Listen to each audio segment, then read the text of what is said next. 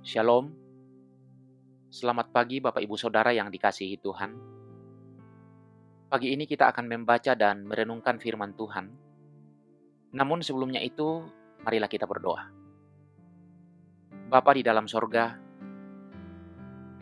kami datang bersyukur kepadamu. Kasih dan pemeliharaan Tuhan selalu nyata dan sempurna dalam hidup kami. Pagi ini kami akan membaca dan merenungkan firman-Mu. Kami mohon Tuhan menolong kami, supaya kami bisa mengerti dan memahaminya, mengimani firman-Mu, dan kami sukacita melakukannya di sepanjang hidup kami. Dalam nama Tuhan Yesus, kami berdoa. Amin. Saudara yang dikasihi Tuhan, firman Tuhan yang akan kita baca dan renungkan hari ini dari Yohanes pasal 4 ayat 14. Yohanes pasal 4 ayat 14. Demikian firman Tuhan. Tetapi barang siapa minum air yang akan kuberikan kepadanya, ia tidak akan haus untuk selama-lamanya.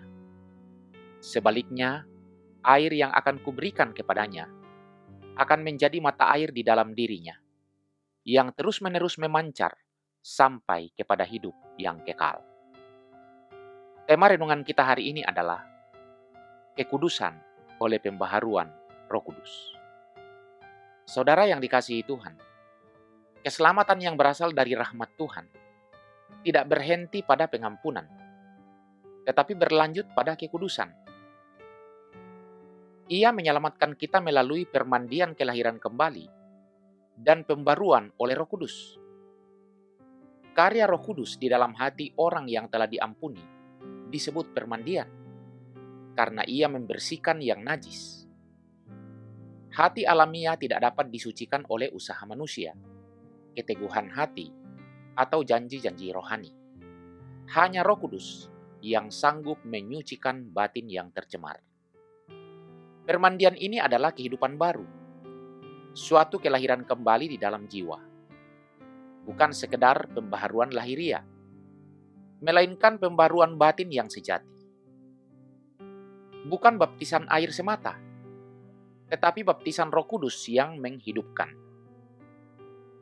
Tubuh mungkin telah sering dibersihkan, namun yang terutama adalah hati yang diperbaharui oleh kuasa ilahi.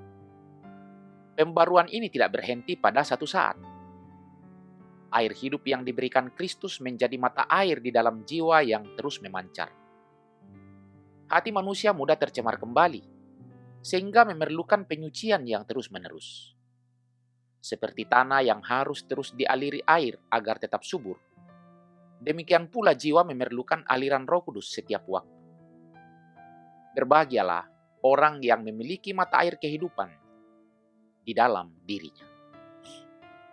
Saudara yang dikasihi Tuhan, pengudusan adalah pembaruan sejati yang dikerjakan oleh Roh Kudus.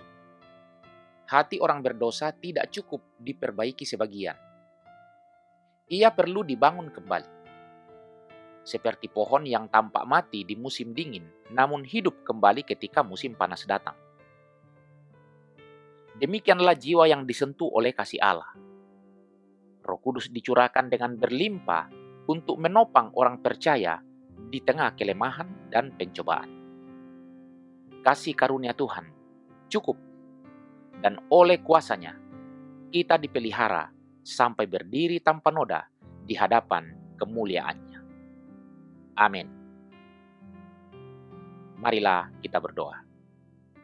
Bapa di dalam sorga, kami sungguh bersyukur atas firman-Mu yang kembali mengingatkan kami betapa kasih Tuhan sempurna dalam hidup kami.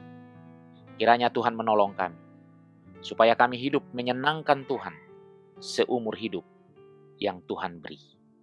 Sertailah kami ya Tuhan, dan dengar kami yang datang berdoa kepadamu, dalam nama Tuhan Yesus Kristus. Amin. Saudara yang dikasihi Tuhan, selamat beraktivitas. Selamat berkarya. Tuhan memberkati kita sekalian.